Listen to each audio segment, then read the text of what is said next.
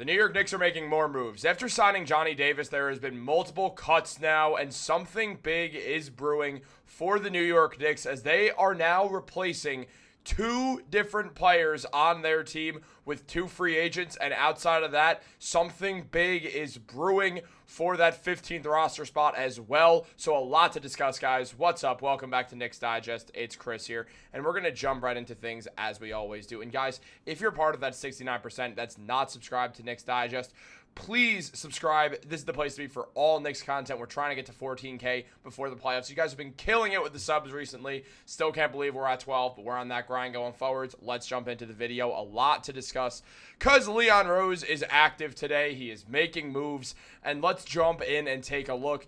As it was recently announced by the Knicks PR that the Knicks have waived Matt Ryan and Jacob Toppen off the team in what has been a pretty major move for the New York Knicks. And really, guys, this is something that's interesting to see because this means something else is coming. With the New York Knicks obviously making this move, it does mean that they're now going to be looking to replace both Matt Ryan and Jacob Toppen, and that's going to be very interesting to see as it's going to lead to a few different signings. So now instead of waiting for one signing that we were expecting the Knicks to make, now it's up to 3, potentially 4 new players could be in New York Knicks jerseys over the next couple of weeks. And let's take a deep dive into who some of those guys are, as Leon Rose certainly had an agenda when he decided to waive Matt Ryan and Jacob Toppen. So just taking a look at Matt Ryan and Jacob Toppen real quick. Ryan appeared in 19 games for the Knicks, mainly always in garbage time, and put up 1.5 points per game and shot 31% from 3. This guy's a pure sharpshooter, so the fact is, if he wasn't hitting his threes, like he's not, there's not really much that he's there for. The effective field goal percentage of 42 obviously is not good as well. So Matt Ryan just had a rough go of things with the Knicks. He's from New York. I'll always root for him. I do hope he lands on his feet. And I imagine both Matt Ryan and Jacob Toppen will find their ways to the Westchester Knicks. Now, Toppen appeared in 16 games for the Knicks, all of them in garbage time, put up 0.4 points, 0.7 rebounds, and 0.3 assists per game, while shooting 30% from the field and 0% from 3. So it makes some sense why they cut him. He hasn't been performing at the NBA level. And while the New York Knicks, they want to add veterans for this playoff push at the end of the season. Now, Toppen will go down to the Knicks G-League team unless something unforeseen happens, where he's been very good for the New York Knicks thus far. I mean, Toppen, in his career with the Westchester Knicks, is a 24-point-per-game scorer, and it was averaging up to 25.7 points per game this season during the regular season for the NBA G-League. So Toppen's shown a lot of good in the NBA G-League, but really hasn't gotten a shake in the NBA to where he's gotten a chance to get minutes, and that's been the main thing kind of holding him back, it feels like, because he's a fluid player. He's 6'9", he's bouncy, he's a good athlete. I would have liked to see the Knicks give Toppen more of a chance than they did give him, but here we are. He'll be on the Westchester Knicks still, as I mentioned, so he'll still be around. The Knicks will still have ways to bring him back up. He could still be brought back up on a regular contract, but he was out of two-way NBA days, and he's no longer going to be allowed to be on a two-way contract. So the New York Knicks had no purpose of keeping him on that two-way deal, where instead they could just put him back in Westchester and bring someone else up on a two-way contract who they could play for the rest of the season if they need to. And there's a few different guys being named as potential possibilities. One of them recently got waived by the Los Angeles Clippers, as Shams announced the Clippers are waiving forward MarJon Beauchamp to create roster space to convert Jordan Miller's contract to a full deal. Beauchamp is going to have a few different suitors looking after him for his services, and the New York Knicks are likely going to be one of them. The Knicks have been interested before in Beauchamp, specifically in the NBA draft. The Knicks did show interest in him the same way they showed interest in Johnny Davis, who's now on the New York Knicks. So Leon Rose certainly is going to try to get guys that he did like in the draft, even if it's later on, and seeing if the Knicks development system can get them right. So that'll be interesting to see. I do think Beauchamp's going to be one of the main names that we see with the New York Knicks, but it's not just going to be him. Now let's dive into MarJon Beauchamp's stats real quick. The man this season is putting up 2 points per game, 1.2 rebounds, shooting 40% from the field and 37% from 3. His defense has not been solid, but he's a pure scorer. He's a very good athlete, and there's a lot of reason to believe that if the Knicks throw him on a two-way deal, they could work to develop him.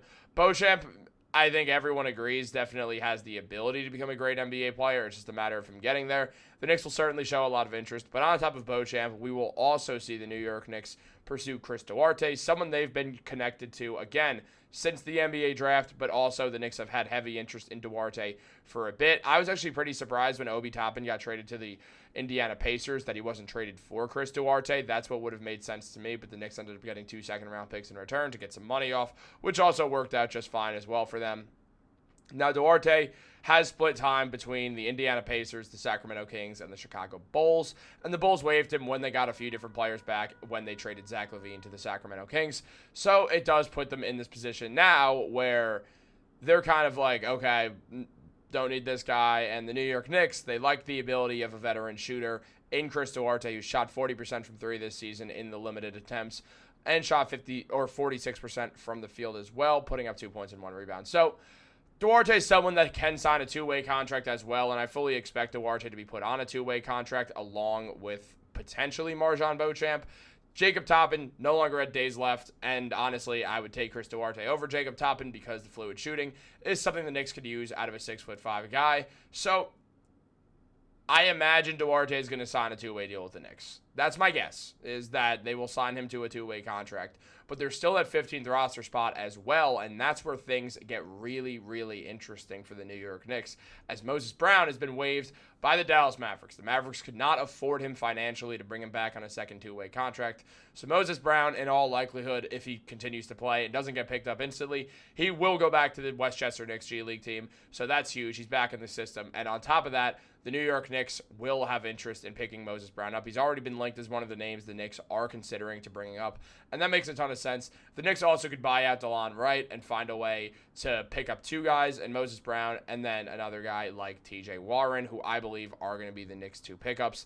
Now, Moses Brown, in his career in the G League, 16 and 14. For the New York Knicks, putting up around 15 points and 15 rebounds per game. Moses Brown, very, very, very solid player when he gets the chance. We saw him go off in Dallas, and then Dallas couldn't afford to keep him around, so he got waived. I do imagine the Knicks will pick him up, especially with Ariel Hukporti very likely being done for the season with that torn meniscus. And by done for the season, I mean he'd be able to play in playoffs, but I just highly doubt the Knicks would have interest in it.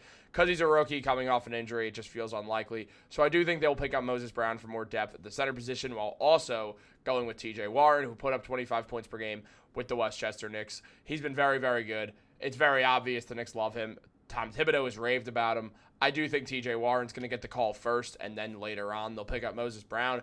That's my imagination of what's going to happen. The Knicks should make that move in a few days. So, as I said, something huge is absolutely brewing as the Knicks are about to pick up 4 guys. Now, let's go over that real quick. The 4 guys who I think it's going to be, who I just showed here, MarJon Beauchamp, unless someone else picks him up, which is also very likely, then the Knicks will pivot to someone else. Chris Duarte for sure. TJ Warren, Moses Brown. That final two-way contract, maybe they pick up Boo Bui again. He's been good in the Westchester Knicks. That's a potential possibility. They can't sign OKK to a two-way deal, so he's probably going to be out of luck there. But we'll see a few different names pop up for the Knicks, and they will sign another two-way contract. It's just going to be curious to see who it is. Guys, let me know your predictions on who the Knicks sign down below with these now going to be 4 open roster spots most likely. Definitely 3 with 2 two-way deals and 1 standard contract. Let me know what you guys think down below. Like this video, subscribe, turn on post notifications. Have a great day, guys, and go Knicks.